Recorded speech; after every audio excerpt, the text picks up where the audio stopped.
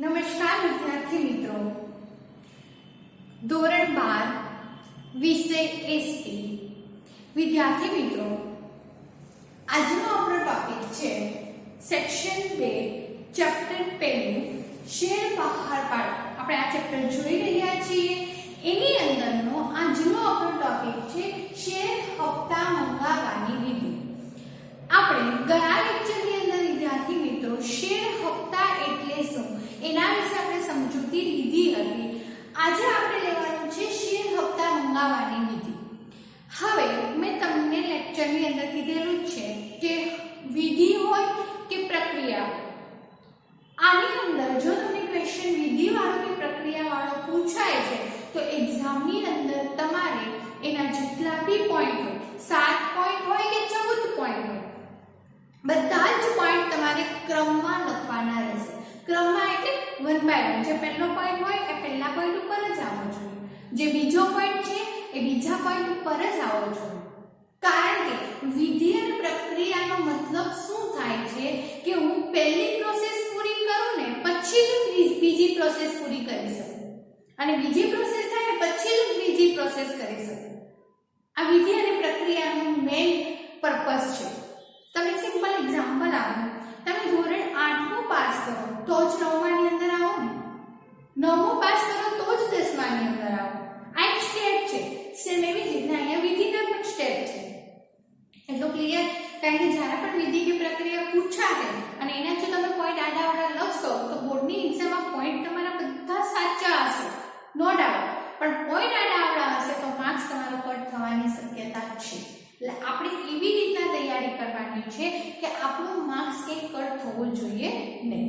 ચલો આપણે શેર હપ્તા મંગાવવાની વિધિ એકની શરૂઆત કરીએ એ પહેલા હું તમને થોડીક એવી માહિતી આપણે શેર હપ્તાની આપણે યાદ કરી લઈએ, જો ઓલરેડી આપણે ભણી ગયેલા છે. શેર હપ્તા એટલે શું? તો હપ્તા, શેરની અત્યારે આપણે સાઈડ ઉપર રાખીએ છીએ, હપ્તાની આપણે શરૂઆત કરીએ. હપ્તાનો મતલબ શું થાય છે કે મારી પાસે પૈસા નથી કે હું એકી સાથે એટલી મોટી રકમ બહાર પાડી શકું, એકી સાથે હું એટલી રકમ આપી શકું. મારી પાસે એટલા પૈસા નથી એટલે હું શું કરું, ટુકડે ટુકડામાં શું કરું છું, પૈસા આપું છું. ટુકડે ટુકડામાં જેટલા પણ પૈસા મારે આપવાના છે એટલા હું પૈસા આપું છું. એટલે આને આપણે કીધું હપ્તા સિસ્ટમ. મેં તમને એક્ઝામ્પલ દ્વારા પણ સમજાવેલું હતું. માનો કે આપણે ઘર લેવું છે, 35 લાખનું ઘર થાય છે, તો 35 લાખ આપણે કેશમાં કાઢી શકીએ એવું જરૂરી નથી. આપણી કેપેસિટી સારી હોય તો કાઢી શકીએ, પણ કેપેસિટી નથી અને આપણે ઘર લેવાનું જ છે તો આપણે શું કરશું, એક હપ્તા રાખી દેશું. એને કહેવાય હપ્તેથી લીધેલું ઘર. સેમ એવી જ રીતના તમારે કોઈ ગાડી લેવી છે, કોઈ ફ્રીજ લેવું છે, એસી લેવું છે, ફોન લેવો છે, આ ટોટલી વસ્તુ આપણે શું કરીએ છીએ, હપ્તાથી લઈએ છીએ. એનો મતલબ એમ કે આપણે એક સાથે એટલી મોટી રકમ નથી કાઢી શકતા, એટલે આપણે હપ્તા સિસ્ટમ નો ઉપયોગ કરેલો છે. સમજણ પડી ગઈ? સેમ એવી જ રીતે અહીંયા કીધું છે શેર હપ્તા. હવે હપ્તા સિસ્ટમ આપણે સમજી લીધું. શેર હપ્તા એટલે શું? તો શેર હપ્તાનો મતલબ શું થાય છે કે અહીંયા શેર હોલ્ડર, મારે કંપનીનો શેર લેવો છે, પણ થાય છે એવું કે હું એક સાથે રકમ જે છે કંપનીને આપી શકતી નથી. સમજણ પડી? એટલે શું કરવામાં આવે છે કે હું હપ્તા સિસ્ટમ અપનાવું છું. સેમ વસ્તુ કંપનીની અંદર છે. કંપની એવું વિચારે છે કે મારે જાહેર જનતા પાસેથી પૈસા તો લેવાના છે, પણ એ પૈસા મારે અત્યારે જેટલા જરૂર છે એટલા જ લઉં તો બની શકે હું એક સહારે બધા પૈસા લઈ લઉં અને એ પૈસા પૂરા થઈ જાય, પછીથી પ્રોબ્લેમ થાય. એના કરતાં બેટર છે કે જેટલી જરૂર છે ને એટલા જ જાહેર જનતા પાસેથી પૈસા ભેગા કરો, એટલી અરજી ભેગી કરો. એટલે કંપની શું કરે છે, શેરને હપ્તેથી બહાર પાડે. સામે વ્યક્તિ એવા છે જેને હપ્તેથી શેર ખરીદવો છે, કંપની બીજી બાજુ કંપની એવી છે કે જેને થોડા થોડા પૈસા જોઈએ છે. તો કંપની શેરને હપ્તેથી બહાર પાડે છે એટલે એ આપણે નામ આપી દીધું શેર હપ્તા. કંપનીને જેટલા પૈસાની જરૂર હશે એટલા પૈસા મંગાવશે, જેમ જેમ જરૂર હશે એને શું કરશે, જાહેર જનતા પાસેથી પૈસા મંગાવે છે. તો એ બની ગયું આપણી શેર હપ્તા.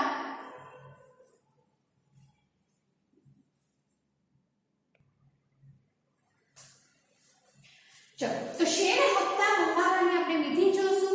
એની અંદરનો શેર હપ્તા મંગાવવાની વિધિ બાળકો 4 ગુણની અંદર તમને બોર્ડની એક્ઝામમાં પૂછાય છે. મોસ્ટ આઈએમપી સવાલ છે એટલે કમ્પલસરી આપણે બધાએ મોઢે કરવાનું જ રહેશે. શેર હપ્તા મંગાવવાની વિધિ અને તમને માઇન્ડની અંદર તરત જ લાઈટ થઈ જવી જોઈએ કે હપ્તાનો મતલબ થાય છે કે કંપની ટુકડે ટુકડામાં શું કરેલું છે, શેરના પૈસા મંગાવેલા છે. ફરીથી રિપીટ કરું છું, 4 ગુણની અંદર પૂછાય છે, મોસ્ટ આઈએમપી સવાલ છે અને વિધિ છે એટલે બધા જ પોઈન્ટ આપણે પોઈન્ટ ટુ પોઈન્ટ લખવાનું રહેશે. ચલો શેર હપ્તા મંગાવવાની વિધિની અંદર આપણો પહેલો પોઈન્ટ આવે છે શેર હપ્તા અંગેનો ઠરાવ. સૌપ્રથમ તો મારે પહેલું કયું કામ કરવાનું છે, જ્યારે હું જાહેર જનતા પાસેથી હપ્તો મંગાવું છું એનો મતલબ આપણે સિમ્પલ આપણી ભાષામાં કહીએ ને તો હું જાહેર જનતા પાસેથી પૈસા મંગાવું છું. આવું થાય આપણી ભાષાની અંદર. કંપનીની ભાષાની અંદર શેર હપ્તો મંગાવું છું આવું થાય છે. તો એના માટે મારે શું કરવાનું છે, પહેલું મારું કામ શું છે, એના અંગેનો ઠરાવ પસાર કરવાનો. કેવી રીતના થશે જોઈએ એની અંદર સંચાલક મંડળની સભામાં ઠરાવ પસાર કરો. પહેલું કામ મારે શું કરવાનું છે તો કે સંચાલક મંડળને બોલાવવાનું, એની સભાનું આયોજન કરવાનું. આયોજન કરીને હું દરેક સંચાલક મંડળ સમક્ષ શું કરીશ, એક રજૂઆત મૂકીશ. કઈ રજૂઆત કે ભાઈ આપણે જાહેર જનતા પાસેથી હપ્તો મંગાવવાનો સમય થઈ ગયો છે. કેમ? કારણ કે મારી કંપનીનું સંચાલન કોણ કરે છે, સંચાલક મંડળ કરે છે. તો આ સંચાલક મંડળને મારે જાણ તો કરવી પડશે. સમજણ પડે છે કે મારે એ લોકોને જાણ કરવી પડે કે આપણે શેરને હપ્તેથી બહાર પાડેલો છે, તો આપણે જે સમય નક્કી કર્યો છે એ સમયે આપણે હપ્તો મંગાવવાનો સમય આવી ગયો છે. એટલે સંચાલક મંડળ પાસેથી આપણે પરમિશન લઈએ છીએ કે શેરને આપણે હપ્તેથી બહાર પાડવાના છે. આપણે હપ્તેથી બહાર પાડેલા છે તો હવે હપ્તો મંગાવવાનો છે. તો એના માટે તમે બધા એગ્રી છો? બધા એમ કે હા અમે એગ્રી છીએ. એનો મતલબ એવું થાય કે સંચાલક મંડળની સભામાં આપણે ઠરાવ પસાર કરેલો છે. ક્લિયર એટલું? ત્યાર પછી કીધું છે હવે સંચાલક મંડળની સભા બોલાવી છે આપણે, બરાબર? ઠરાવ પસાર કરવાનો છે. સંચાલક મંડળને બોલાવ્યા છે તો એમને આપણે એને જોવા માટે બોલાવ્યા હશે નહીં. કંઈક તો ચર્ચા વિચારણા થશે જ ને. કોને રિલેટેડ આપણે એને બોલાવ્યા છે, શેર હપ્તા માટે બોલાવેલા છે તો શેરને રિલેટેડ કંઈક ચર્ચા વિચારણા થશે. કઈ ચર્ચા વિચારણા? તો કીધું છે શેર દીઠ હપ્તાની રકમ. એક શેર છે તો એ શેર દીઠ કેટલી મંગાવવાની છે, બીજો શેર છે એના દીઠ કેટલી રકમ મંગાવવાની છે. શેર દીઠ હપ્તાની રકમ અને ભરવાની છેલ્લી તારીખ જણાવવામાં આવે છે. છેલ્લી તારીખ કારણ કે કેવું હોય, તમને મેં કહી દીધું છે કે ભાઈ તમારા હપ્તાનો સમય થઈ ગયો છે. માનો કે આજે આપણે 3જી તારીખ છે. હવે 3જી તારીખે તમને એવું કીધું છે કે ભાઈ 3જી તારીખે તમારે હપ્તો પહોંચાડવાનો સમય છે.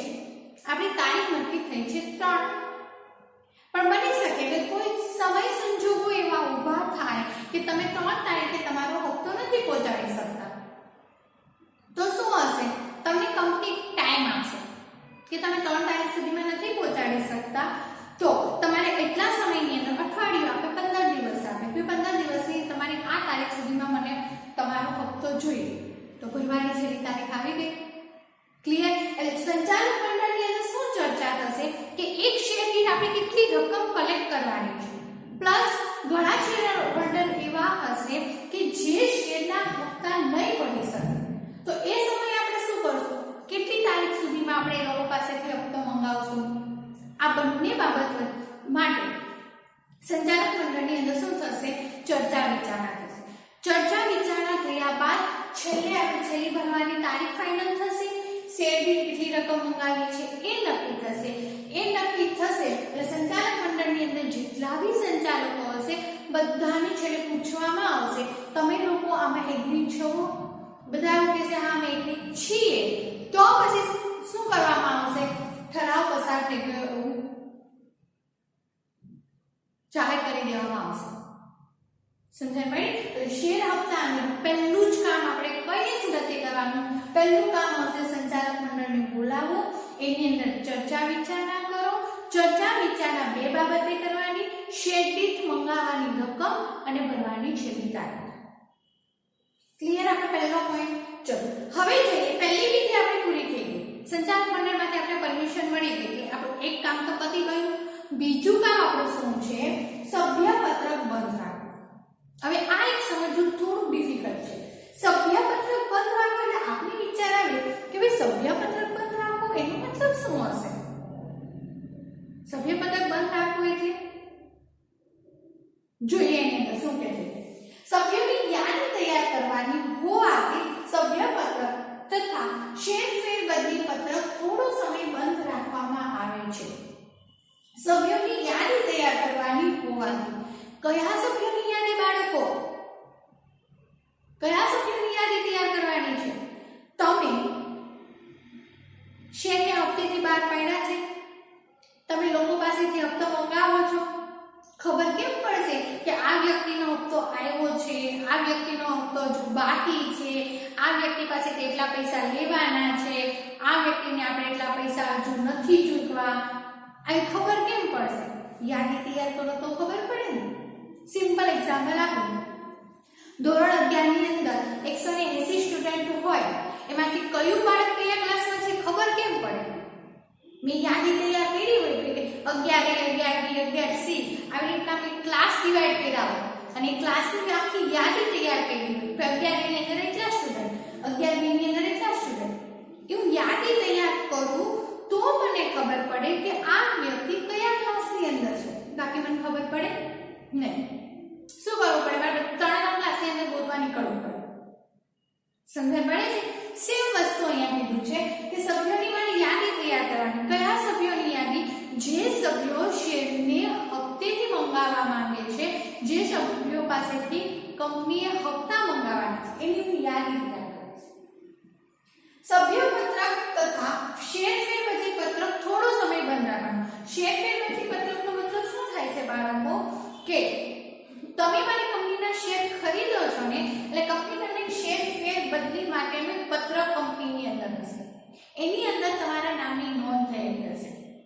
અત્યારે તમારી પાસે શેર છે, હવે એ શેરના તમે પૂરેપૂરા હપ્તા ભરી દો છો, પૂરેપૂરા હપ્તા ભરાઈ જાય, એ હપ્તા ભરાઈ જાય પછી જો તમારે શેરની ફેરબદલી કરવી, એનો મતલબ એમ તમારી પાસે રહેલા શેર તમારે કોઈ વ્યક્તિને વેચી દેવા છે.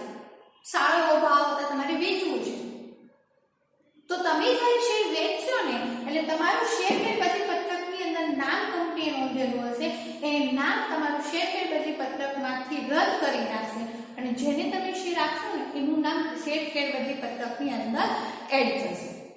તો એના માટેનું આખું પત્રક આ સભ્યોની યાદી તૈયાર કરવા માટેનું સભ્યપત્રક તથા શેર ફેરબદલી પત્રકને થોડો સમય બંધ રાખવાનું છે.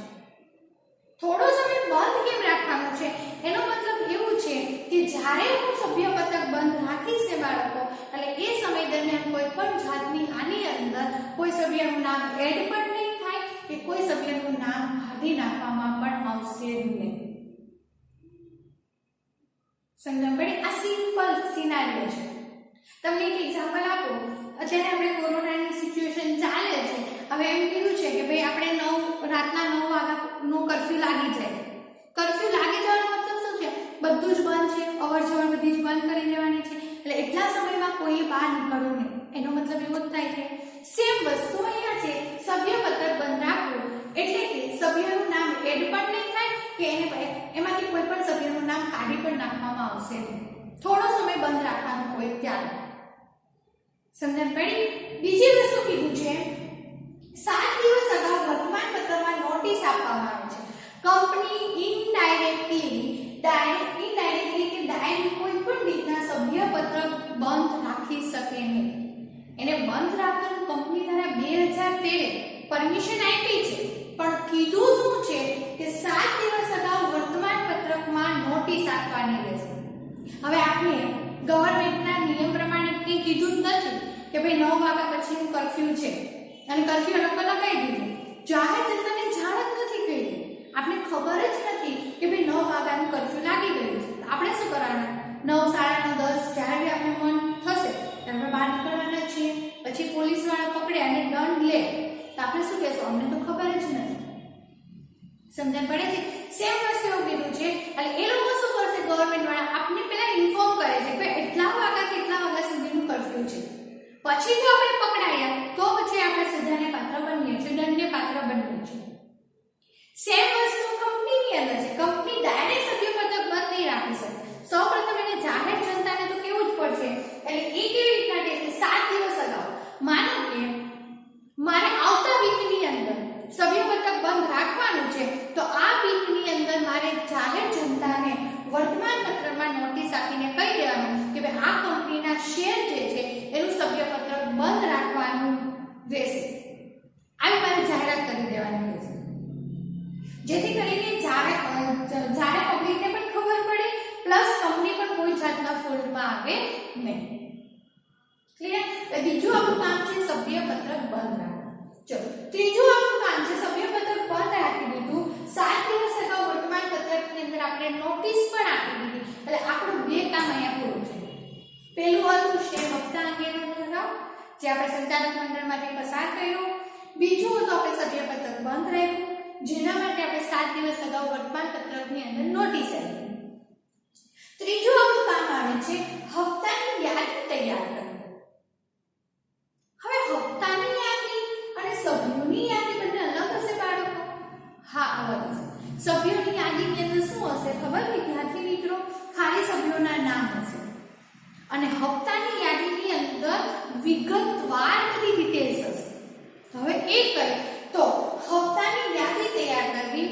બાળકો, આ સવાલ તમને અલગથી 2 માર્ક્સની અંદર પૂછાય છે કે હપ્તાની યાદી તૈયાર કરતી વખતે કઈ કઈ વિગતોનો સમાવેશ થાય છે. રિપીટ કરું છું, હપ્તાની યાદી તૈયાર કરતી વખતે કઈ કઈ વિગતોનો સમાવેશ થાય છે. 2 માર્ક્સની અંદર પૂછાય. તો કઈ કઈ વિગત છે? પહેલું આવશે સભ્યોનું નામ અને સરનામું. જે સભ્યોને આપણે હપ્તો મંગાવવાનો છે ને એનું નામ અને સરનામું હશે. ત્યાર પછી બીજું છે શેરની સંખ્યા. એ વ્યક્તિ પાસે, એ સભ્ય પાસે કેટલા શેર છે એની સંખ્યા. ત્યાર પછી મંગાવેલ હપ્તાની રકમ, કેટલી રકમ કંપનીએ મંગાવેલી છે તે. ત્યાર પછી અગાઉથી ચૂકવેલ હપ્તાની રકમ જો હોય તો. હવે બની શકે કે અત્યારે મારી પાસે પૈસા છે તો હું એવું વિચારું કે ચાલ એક સાથે 2 મહિનાના હપ્તા ભરી દઉં.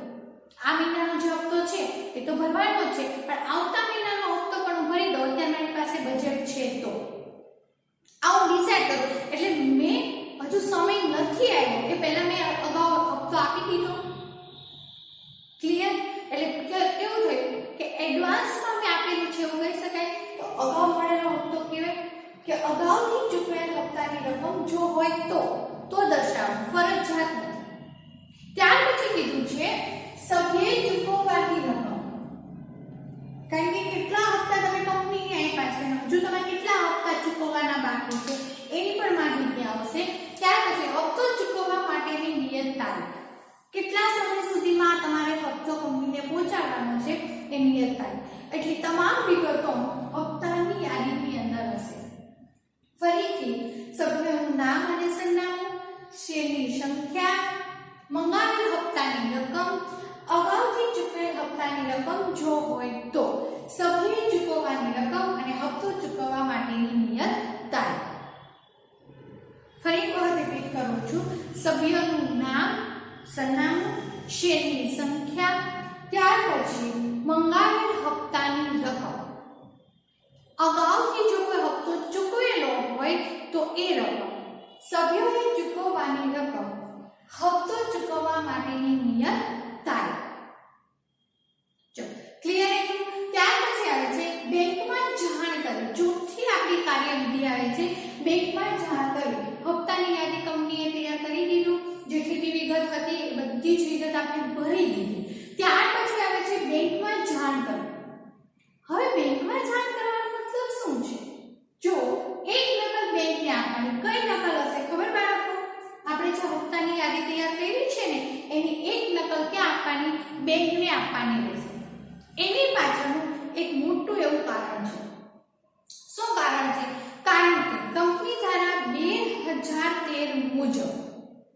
કંપની દ્વારા 2013 મુજબ એવું કીધું છે કે જે વ્યક્તિના ડીમેટ ખાતા ઓપન હશે એ જ વ્યક્તિ કંપનીના શેરના વ્યવહાર કરી શકશે. જેનું ડીમેટ એકાઉન્ટ નથી એ વ્યક્તિ કંપનીના શેરના વ્યવહાર કરી શકશે નહીં. આવું ચોખ્ખા શબ્દની અંદર કહી દીધું.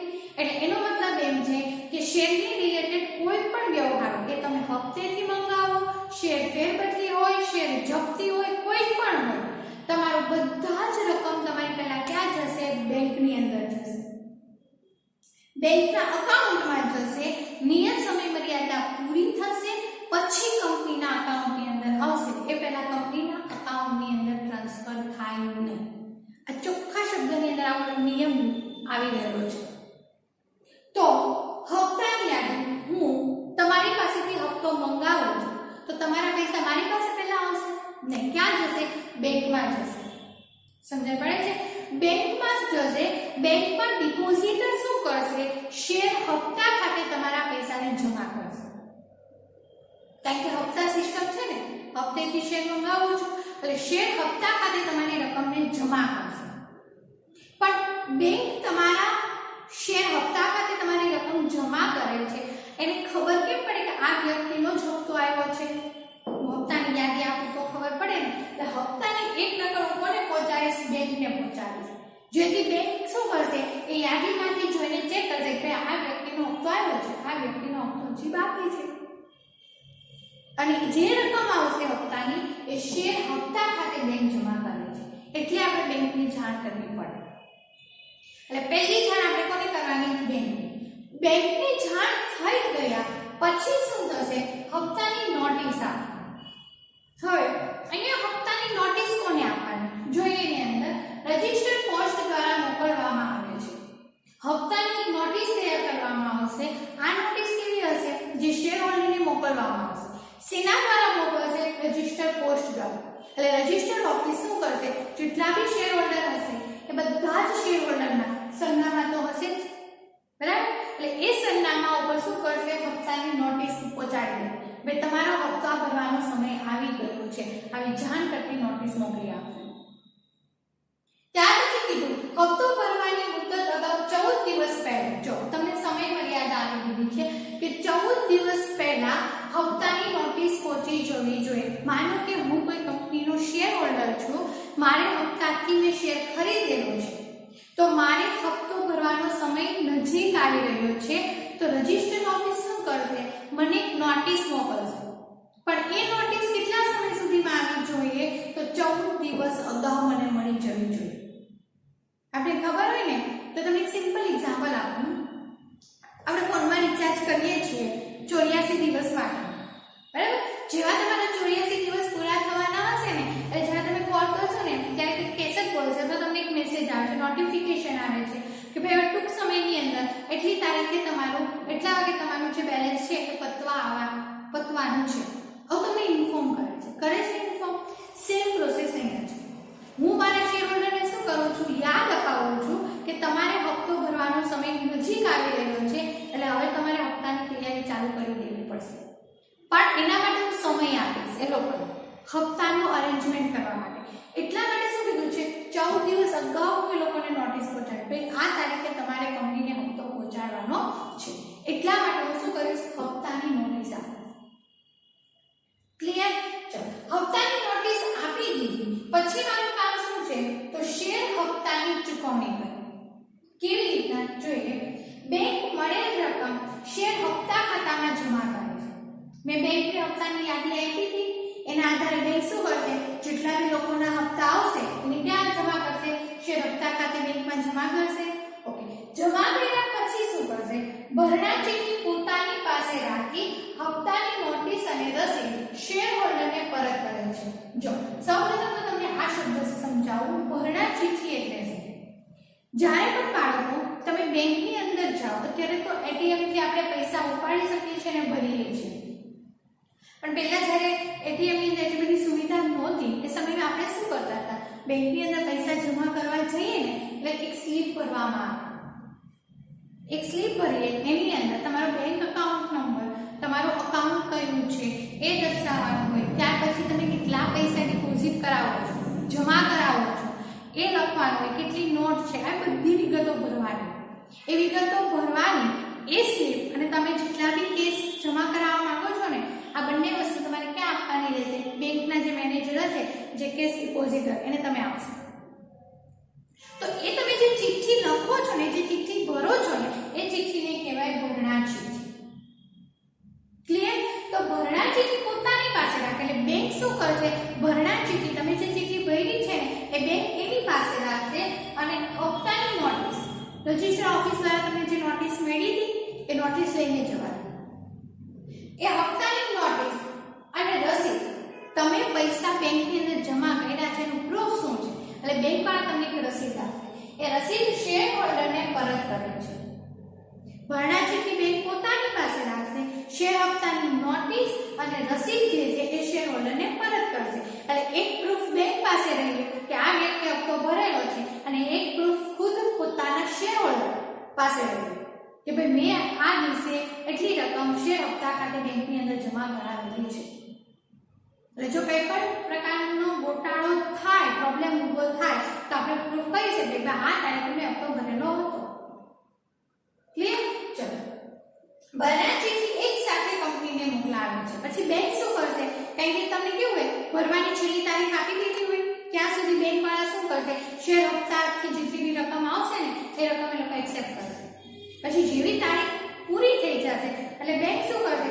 જેટલી બી ભરણા ચિઠ્ઠી આવી હશે, એ બધી જ ભરણા ચિઠ્ઠી ક્યાં આપી દેશે? કંપનીને આપી દેશે. સમય પૂરો થશે એટલે બધી જ ભરણા ચિઠ્ઠી કંપનીને આપી દેશે. પણ સમય પૂરો થાય પછી, એ પહેલા વચ્ચેથી નહીં આપે. જો આજે 5 ભરણા ચિઠ્ઠી આવી તો 5 ભરણા ચિઠ્ઠી કંપનીને આપી દે. આવતીકાલે 10 આવશે તો 10 આપે. એ ટુકડામાં એક સાથે પેલા બધી ભેગી કરશે, ભેગી કરીને પછી કંપનીને આપશે. ક્લિયર? તો કંપનીને આપી દીધા પછી શું આપણે આગળની પ્રોસેસ શું આવશે?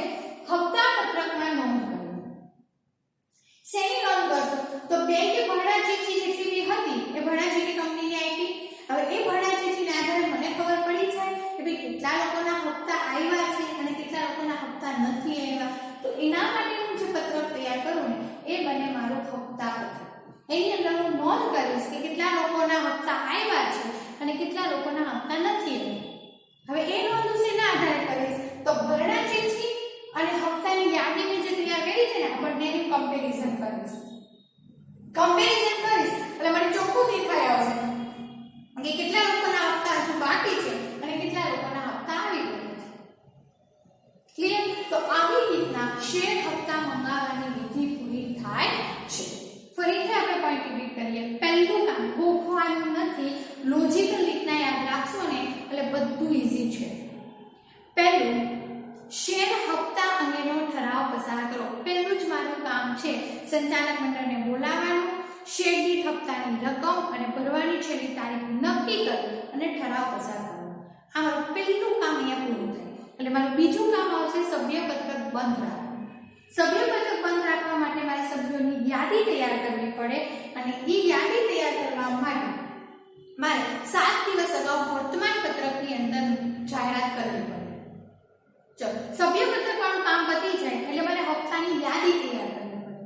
હપ્તાની યાદી તૈયાર કરવાની અંદર કઈ કઈ યાદી આવશે? તો સભ્યોનું નામ અને સરનામું, શેરની સંખ્યા, ત્યાર પછી મંગાવેલ હપ્તાની રકમ, અગાઉથી કોઈ હપ્તો ચૂકવેલો હોય તો એ રકમ, સભ્યોએ ચૂકવવાની થતી રકમ અને હપ્તાની નિયત કરેલી તારીખ. એટલા માટેનું મારે આખું એક હપ્તાની યાદી દર્શાવતું પત્રક તૈયાર કરવાનું. આ પત્રક તૈયાર થઈ જાય એટલે મારે શું કરવાનું? એની એક નકલ બેંકને આપી દેવાની. બેંકને મેં જાણ કરી દીધી. ચલો, બેંકને જાણ થઈ જાય એટલે ત્યાર પછી બીજી એક નકલ આપશો તમે રજિસ્ટર ઓફિસમાં. કારણ કે આપણો તો નિયમ જ છે, કંપની કોઈ બી કામ કરે એની એક કોપી તો તમારે કોને આપવાની? રજિસ્ટર ઓફિસને આપવાની છે. આપણે રજિસ્ટર ઓફિસને આપી જ હશે. રજિસ્ટર ઓફિસ હપ્તાની યાદીને આધારે શું કરશે? એની અંદર આપેલા સરનામા ઉપર દરેક શેર હોલ્ડરને હપ્તાની નોટિસ આપી દેશે. પણ આ નોટિસ ક્યારે આપવાની? જ્યારે તમારે હપ્તો મંગાવવાનો સમય આવે ને એટલે 14 દિવસ પહેલા આપવાની રહેશે. ચલો, હપ્તાની નોટિસ અપાઈ જાય પછી આવશે શેર હપ્તાની ચૂકવણી. એ કોણ કરશે? તો બેંક કરશે. કેવી રીતના કરશે? તો શેર હપ્તા ખાતે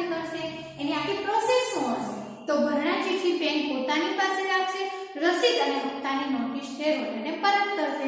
પછી એક સાથે બધી જ ભાડાની ચીઠી કોને આપી દેશે? બેંક કોને આપશે? કંપનીને આપશે. કંપની એ ભાડાની ચીઠીને આધારે શું તૈયાર કરે છે? હપ્તા પત્રક તૈયાર કરે છે અને એની અંદર નોંધ કરે કે કેટલા લોકોના હપ્તા આવ્યા છે અને કેટલા લોકોના હપ્તા નથી આવ્યા. ક્લિયર? તો આ છે શેર હપ્તા મંગાવવાની વિધિ. શેર હપ્તા મંગાવવાની વિધિની અંદર પહેલા ઠરાવ પસાર કરો, સભ્યપત્ર બંધ રાખો, હપ્તાની યાદી તૈયાર કરો, એની જાણ બેંકને કરો. એટલે બેંક શું કરશે? જાણ કર્યા પછી હપ્તાની નોટિસ આપવાની. હપ્તાની નોટિસ અપાઈ ગયા પછી શેર હપ્તાની ચૂકવણી થશે. ચૂકવણી થઈ ગયા પછી શું આવશે? છેલ્લે હપ્તા પત્રકમાં નોંધ કરવાની રહેશે. ક્લિયર? શેર હપ્તા મંગાવવાની વિધિ 4 ગુણની